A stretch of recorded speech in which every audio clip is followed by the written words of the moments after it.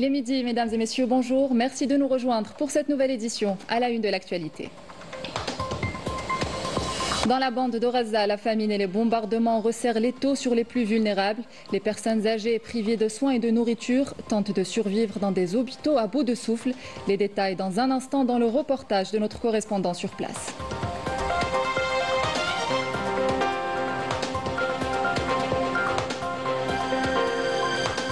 L'heure est au dernier préparatif pour l'Algérie, à pied d'œuvre pour accueillir la 4e foire commerciale intra-africaine, un rendez-vous économique majeur qui ambitionne de renforcer son rôle de locomotive du commerce continental.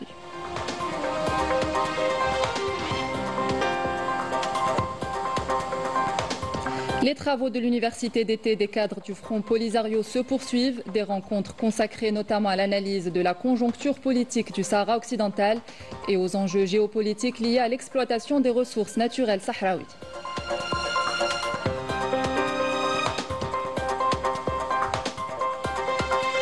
Et en cette période de forte chaleur, la tentation de se rafraîchir peut s'avérer dangereuse, notamment dans le barrage de Boukerden, où la baignade est formellement interdite. Nous vous expliquerons pourquoi dans cette édition. Heureusement, des alternatives plus sûres existent, comme les piscines qui attirent de plus en plus d'amateurs de baignade.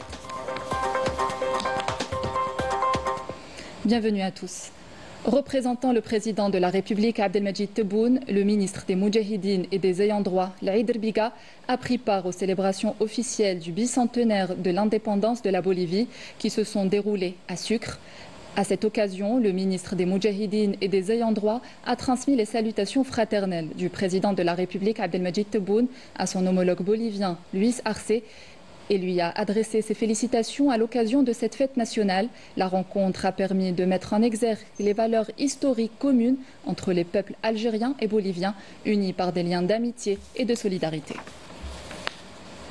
L'Algérie réaffirme par la voix de son représentant permanent adjoint auprès des Nations Unies, Toufiq El-Eid Koudri, son engagement en faveur de l'élimination complète de toutes les armes de destruction massive dans le monde, qu'elles soient nucléaires, chimiques ou biologiques, et disposée à œuvrer de manière constructive avec l'ensemble des partenaires pour la pleine mise en œuvre de la résolution 1540.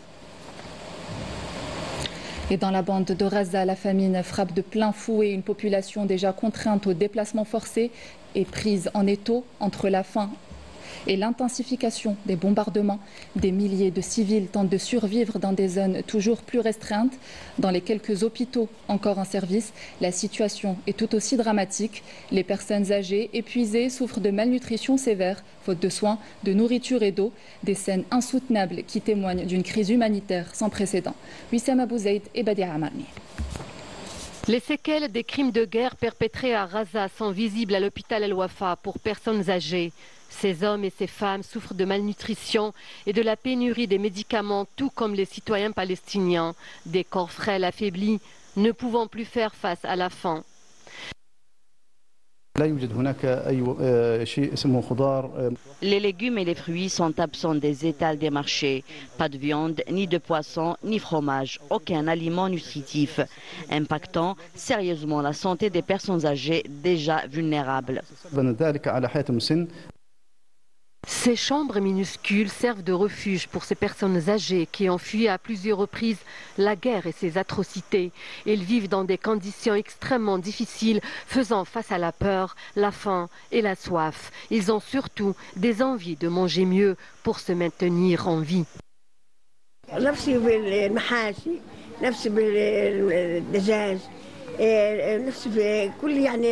J'ai envie de manger du poulet, des fruits, du chocolat et un plat entier.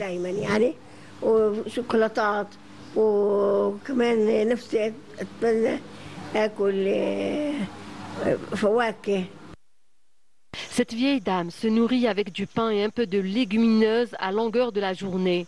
Ajoute à cela l'absence de soins et la pénurie des médicaments, ce qui l'affaiblit de jour en jour. Je ne mange que ce pain à longueur de journée. Ce plat est salé à mon goût. C'est pourquoi je ne l'ai pas mangé. Je suis fatiguée et j'ai des vertiges. Mon traitement ne fait aucun effet. Ces personnes âgées, déjà vulnérables, vivent un cauchemar au quotidien. Elles souhaitent que ce carnage s'arrête pour reprendre une vie normale et finir les jours qui leur restent dans la dignité. Retour dans le pays, les travaux de l'université d'été des cadres du Front Polisario organisés à l'université de Boumerdès se poursuivent avec la tenue de plusieurs conférences et communications, des rencontres consacrées à l'analyse de la conjoncture politique du Sahara occidental, aux enjeux géopolitiques liés à l'exploitation des ressources naturelles sahraouies, ainsi qu'aux acquis enregistrés sur les plans diplomatiques et juridiques. Yanni Saïd Belkacem. La cause sahraoui ne peut être occultée par des alliances douteuses et encore moins par des accords imposés.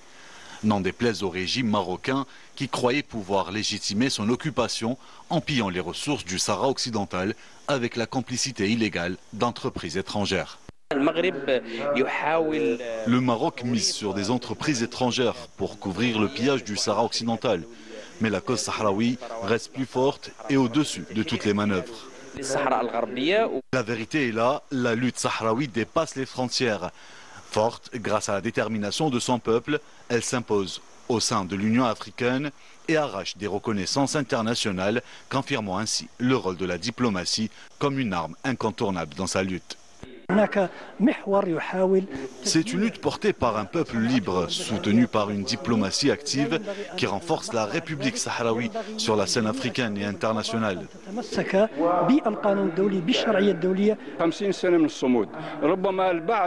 50 ans de résistance peuvent paraître longues pour certains qui fondent leurs calculs sur le temps, mais à mes yeux, 50 ans de résilience et de lutte suffisent pour prouver que cette révolution avance sur la bonne voie jusqu'à la victoire. Le peuple sahraoui poursuit avec détermination sa marche vers la libération jusqu'à la restauration de la souveraineté de l'État sahraoui dans un cadre géographique fondé sur la légitimité internationale. La dégradation des relations algéro-françaises au cœur des préoccupations des Algériens établis en France, des relations mises à rude épreuve comme jamais auparavant sous l'effet direct de l'instrumentalisation politique menée par le ministre de l'Intérieur Bruno Retailleau qui enchaîne provocations et mesures ouvertement anti-algériennes. De passage à Alger, Karima Khatim, élue municipale et territoriale franco-algérienne, revient sur cette situation délétère. Notre journaliste Amel Bouakba l'a rencontrée. Regardez. Dans un climat politique français de plus en plus tendu, marqué par une algérophobie ambiante, les voix dissonantes se font entendre. Parmi elles, celle de l'élue franco-algérienne Karima Khatim, une figure qui ose aborder sans détour les relations franco-algériennes. À la tête de la Fédération franco-algérienne de consolidation et de renouveau, elle n'hésite pas à dénoncer la campagne de haine menée par l'extrême droite française contre l'Algérie, à commencer par le ministre français de l'Intérieur, Bruno Retailleau. Des charlatans politiques, des gens qui stigmatisent, qui sont là pour favoriser une frange radicalisée, celles qui sont un petit peu les nostalgiques de la colonie française et qui préfèrent faire du populisme comme Bruno Retailleau. Mais ils ne représentent absolument pas la quasi-totalité des Français. Et les Français ne sont pas dupes, ils sont loin d'être dupes. Si vous retirez l'Algérie et l'islam à Bruno Retailleau, dans son programme, il ne reste plus rien. Si vous regardez les 10 dernières années, la France a décidé de rentrer en scène politique et sur la thématique Algérie, par exemple, Éric Zemmour. Pour moi, c'est un maillon d'Éric Zemmour, Bruno Retailleau. Éric Zemmour qui passe son temps à stigmatiser les Algériens, qui lui-même était indigène, qui a été nationalisé par le décret Crémieux et qui se permet de casser l'Algérie. Et justement, vous pouvez le voir à travers la stigmatisation des Algériens lorsqu'il y a un sujet comme Boualem Sansal, par exemple, on peut clairement en parler. J'ai été une des premières à dire que nous devions respecter la souveraineté de l'Algérie, ses lois et sa justice, et que si Boualem Sansal a commis des exactions, qu'il devait y répondre devant la justice algérienne en tant qu'Algérien. Ils ont décidé qu'il était français depuis quelques mois. Donc nous aussi on en a marre. Clairement, je vous le dis, je le dis sans aucun tabou, nous ne voulons pas, nous ne souhaitons pas, et ça c'est un message au gouvernement français, d'être représenté par ce type de personnes naturalisées à la dernière minute et qui parlent en notre nom. Karima Khatim tire à boulet rouge sur certaines figures politiques françaises qui disent que les binationaux algériens doivent choisir leur camp. Nous sommes 6 millions d'Algériens en France, nous sommes pour la passerelle, pour un travail d'égal à égal, nous sommes pour le respect de nos deux rives, nous sommes pour le respect de notre mère patrie, ça restera notre mère patrie, l'Algérie, et nous ne laisserons pas faire. Ça c'est le premier point. Le deuxième point, c'est que ce Gilbert Collard insistait. Il insistait en disant oui, mais vous choisiriez qui? Mais est-ce qu'on pose la question aux Israéliens? Est-ce qu'on leur pose? Est-ce que vous choisissez la France ou Israël? Est-ce que on leur a posé la question lorsqu'ils ont été bombardés, des enfants et des femmes en Palestine? Est-ce qu'on les a envoyés en prison lors de leur retour en France? On ne leur pose pas ces questions. Donc on voit bien que c'est l'Algérie qui est ciblée, c'est notre histoire. Et c'est cette haine de cette colonisation, c'est cette haine de la liberté des Algériens qui a été arrachée de la part et grâce à nos martyrs. Dans ce contexte, cet élu rappelle que la jeunesse franco-algérienne, dont beaucoup fait partie de l'élite, contribuant grandement au tissu social et économique de la France, rarement médiatisé, attend autre chose que des discours de stigmatisation des Algériens. À l'approche de la 4e foire commerciale intra-africaine qui se tiendra du 4 au 10 septembre prochain à Alger, l'heure est au dernier préparatif. L'Algérie se tient prête à accueillir ce rendez-vous continental majeur avec l'ambition de réaffirmer sa place en tant que locomotive de croissance au sein du continent. Une édition qui s'annonce déjà comme un carrefour d'idées, de talents et d'opportunités. Les détails avec Rina Lorari. L'Algérie se prépare activement à accueillir l'un des plus grands rendez-vous économiques du continent, la 4e édition de la foire commerciale intra-africaine. Un événement d'envergure qui traduit une volonté claire, faire rayonner l'Afrique par l'Afrique. Placée sous le slogan « Une passerelle vers de nouvelles opportunités », cette manifestation prévue dans quelques semaines promet d'être la plus marquante depuis le lancement de la foire en 2018 en termes de participation, d'impact et de partenariat à conclure. Plus de 2000 exposants issus de 140 pays sont attendus, avec plus de 35 000 visiteurs professionnels. Objectif affiché, dépasser les 44 milliards de dollars d'accords commerciaux et d'investissements. Au-delà des stands et des échanges économiques, cette édition proposera une programmation riche et variée. Elle sera rythmée par des moments forts comme le Salon africain de l'automobile, une journée dédiée à la diaspora africaine pour mettre en valeur les compétences du continent, ainsi que des activités culturelles, artistiques et culinaires allant des ateliers de formation aux défilés de mode. Les efforts déployés par l'Algérie pour assurer le succès de cette nouvelle édition ont été salués par les partenaires panafricains, à commencer par la Banque africaine d'import-export Afreximbank, initiatrice de l'événement, aux côtés de la Commission de l'Union africaine et du secrétariat de la SLECAF. Présente depuis la première édition, l'Algérie s'est toujours illustrée par la qualité de sa participation et l'importance de son espace d'exposition. Elle confirme aujourd'hui son rôle moteur en renforçant sa contribution au capital de l'Afreximbank dans le but de soutenir un commerce intra-africain plus ambitieux, plus intégré et plus porteur pour l'ensemble du continent.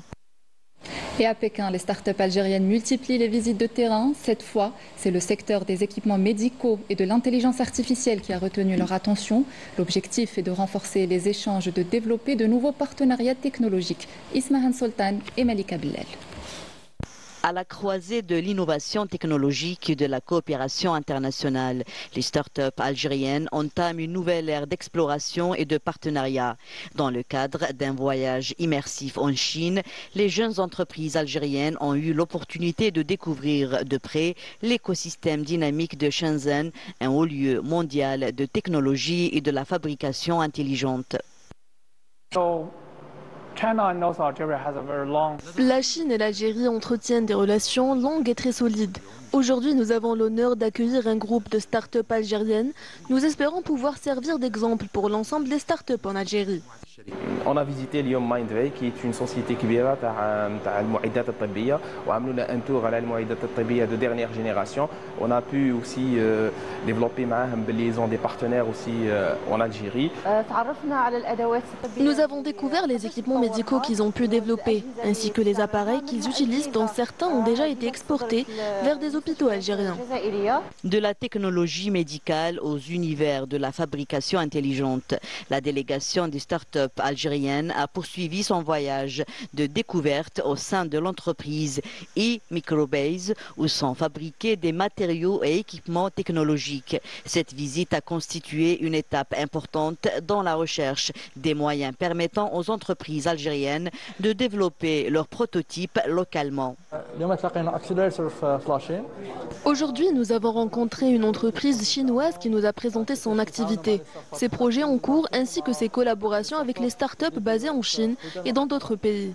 Nous avons parlé des moyens de collaboration et d'accompagnement des start-up ayant déjà un produit prêt à servir le marché chinois ou à le commercialiser à l'échelle mondiale.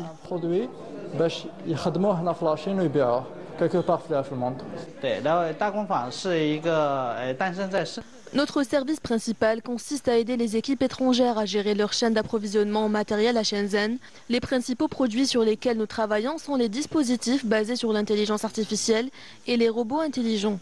Au cours des dernières années, nous avons fourni de nombreux services et nous espérons avoir à l'avenir l'opportunité de collaborer avec des entrepreneurs algériens pour développer leurs produits dans ce domaine.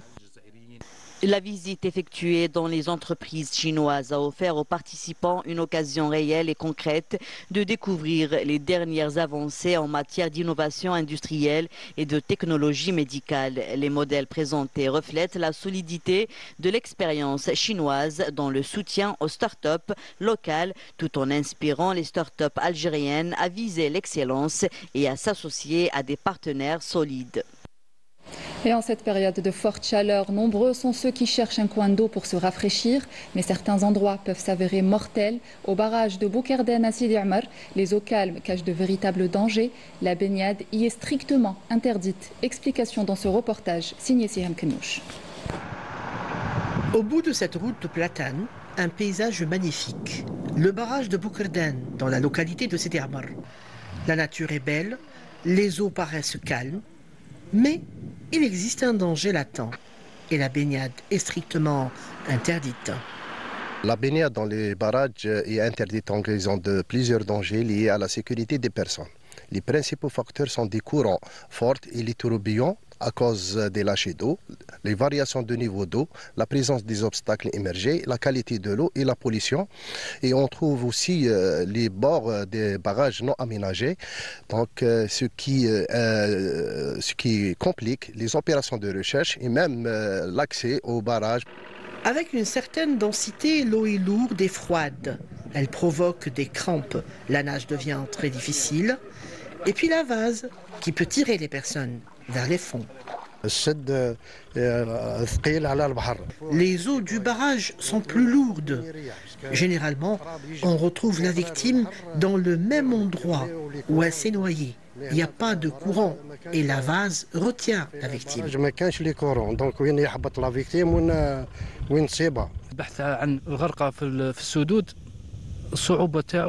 Chercher un noyé dans le barrage n'est pas chose facile du tout, à cause de la visibilité qui est quasi nulle. On n'y voit rien au fond. Les techniques اللي نديروهم في الباراج في البحث يدونا بزاف وقت. Face à ces risques, la protection civile est en première ligne, avec des campagnes de sensibilisation, des patrouilles et des interventions d'urgence. Donc il y a eu des campagnes de sensibilisation à travers les médias lourds, donc la radio de Tipaza, des campagnes de sensibilisation pour, c'est-à-dire les populations avoisinantes ou les populations qui habitent donc à proximité du barrage, donc justement pour les sensibiliser du danger donc de la Khlousmou, c'est-à-dire au niveau du barrage. Pour le moment, la wilaya de Tipaza, nous n'avons pas enregistré de victimes ou de morts dans les barrages. À cause de plusieurs campagnes de sensibilisation et la vigilance des citoyens aussi. Le message est simple. Un barrage n'est donc pas conçu pour la baignade. Et pour éviter les noyades dans des lieux dangereux, ce ne sont pas les alternatives qui manquent. L'exemple à Bourj Bouaririj où les amateurs de la natation peuvent pratiquer leur sport préféré au niveau des multiples piscines de la région, qui connaît une prolifération en matière d'infrastructures sportives grâce à la conjugaison des efforts du secteur public et privé. Reportage de Adel Boukhams. Bien que se trouvant loin de la mer, Borj Bouarerij compte de nombreux passionnés de la natation qui, pendant des années, n'avaient à leur disposition que 4 piscines, dont celle du complexe sportif pour plus de 3000 amateurs de ce sport. Pour satisfaire la forte demande, les autorités locales ont mis en place un programme à même de booster cette discipline. Notre secteur comptait 4 piscines seulement, 2 à Ras El-Oued, une à Bir Qasd Ali et l'autre au chef-lieu de la wilaya. Ce réseau a été renforcé ces dernières années par de nouvelles infrastructures relevant du secteur privé qui ont absorbé la forte pression exercée sur les piscines publiques. En attendant la réalisation de 5 nouvelles piscines, dont 3 semi-olympiques et 2 piscines de proximité, de quoi satisfaire les besoins des amateurs de la natation, mais aussi des 13 clubs spécialisés dans cette discipline au niveau de notre wilaya. À vrai dire, l'apport des piscines du secteur privé a été très important pour le développement de cette discipline. Notre commune compte 25 000 citoyens, en plus des étudiants à l'université. Cette piscine constitue une véritable attraction pour tous les amateurs de la natation, mais aussi pour les associations et les clubs sportifs. Elle est à notre disposition tout au long de l'année. En tant qu'établissement citoyen, nous avons toujours été présents pour servir la société, comme ce fut le cas lors de la pandémie de Covid-19. Nous avions mis notre établissement au service de la direction de la santé. Actuellement, nous mettons notre piscine gratuitement au service des enfants aux besoins spécifiques, et ce, relevant du secteur de la solidarité nationale.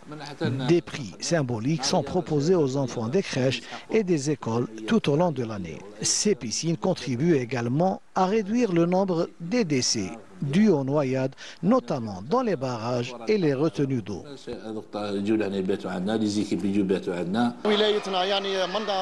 La multiplication des piscines relevant du secteur privé a boosté la pratique de la natation dans notre wilaya. Nous encourageons les enfants, notamment en été, à rejoindre les différentes piscines. Cela leur évitera les hauts risques de la baignade dans des lieux dangereux, mais aussi les risques des accidents de la circulation enregistrés lors des déplacements vers les wilayas côtières.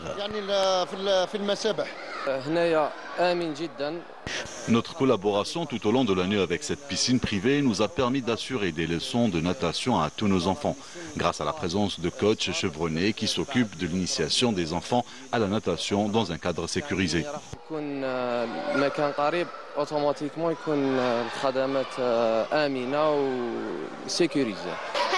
Cette piscine nous épargne les longs déplacements vers les plages. Je m'y plais beaucoup, surtout en présence des accompagnatrices et des coachs. Je suis très heureux d'être ici. Je me baigne en toute sécurité. Je n'encours aucun risque. Les déplacements vers les plages sont fatigants. Je préfère plutôt les piscines. Elles sont près de chez moi. On se baigne sous l'œil vigilant de nos accompagnatrices et de nos entraîneurs. Donc aujourd'hui, on est dans l'une des piscines de la wilaya de Borj Bouarerij. Ces piscines-là qui rendent un grand service à la population. Ça nous épargne les dangers et les aléas de la circulation lorsque nous nous rendons vers les plages. Des efforts salutaires à plus d'un titre qui ne peuvent qu'encourager la pratique sportive chez les jeunes en quête de détente et de quiétude. Et bien sûr, même dans les piscines, la vigilance reste de mise. Du sport à présent, le basket 3 contre 3 était à l'honneur cette semaine à Alger avec l'organisation d'une nouvelle manche continentale. L'Égypte, le Kenya, les îles Comores et le Bénin ont répondu présent pour un tournoi placé sous le signe du sport, de la jeunesse et de la convivialité.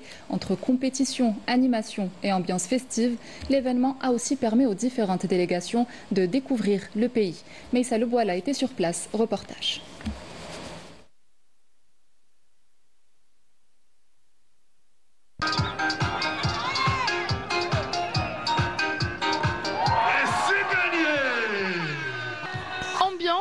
Énergie, mais surtout du basket.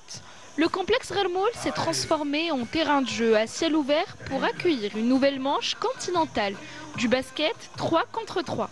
Numéro 3, Ismaël Sarah. Dans la Nations League, c'est comme un championnat d'Afrique pour la catégorie U23. Il y a 5 pays participants. Il y a le Kenya, le Bénin, l'Algérie, l'Égypte et les îles Comores. Ça va se jouer sur 6 tournois. 6 tournois qui se jouent séparément. Chaque jour, il y a un gagnant, un finaliste. Et celui qui gagne plus de tournois, c'est lui qui va se qualifier à la championnat du monde qui va se dérouler en Chine le mois de septembre. L'organisation a été excellente, on a été très bien accueillis, que ce soit par le staff ou même avec les autres joueurs, on s'est bien entendu, on a eu une bonne cohésion de groupe, on s'est très bien installé. Même que ce soit sur le terrain, le niveau de jeu il est très bon, il est très élevé. C'est vrai qu'on n'a pas l'habitude de jouer autant physique, surtout que c'est du 3-3, c'est beaucoup cardio, mais le niveau de jeu est très élevé. Oui. Mais au-delà de la compétition, l'événement a aussi été l'occasion pour les délégations étrangères de découvrir le potentiel touristique du pays et l'hospitalité des Algériens. Franchement, c'est la première fois que je viens en Algérie. Franchement, je ne regrette pas. Franchement, les gens ils sont chaleureux, au service de tout le monde. Franchement, c'est une super organisation. Alors, en termes de basket, c'est un peu compliqué, j'avoue. Étant donné qu'on a eu une victoire sur tout le séjour, c'est un peu dur à vivre. Mais en tout cas, sur le pays, il n'y a rien à dire. Super bienveillant, super accueillant. La nourriture est bonne. Franchement, rien à dire, même l'organisation, tout est carré, pas de retard et tout. Que du positif. L'Algérie, elle a bien accueilli toutes ces nations, surtout à l'hôtel. On a mis tout le monde à l'aise et on s'entend avec toutes les équipes. Et du coup, ça fait plaisir, surtout pour le basket algérien, ça montre que ça évolue. Franchement, il n'y a rien à dire. J'aime trop Alger, c'est la première fois que je viens. Le staff, il n'y a rien à dire aussi, ils sont super sympas. Le tournoi, il se passe super bien, mis à part pour mon équipe, on a un peu des difficultés, mais c'est pas grave. Enjoy, c'est toujours aussi bien. Ok. Et c'est gagné pour l'Algérie. Entre compétition et découverte culturelle, les participants à ce tournoi repartiront chez eux avec des souvenirs inoubliables. C'est la fin de cette édition. Merci de l'avoir suivi. Excellente suite des programmes sur Canal Algérie.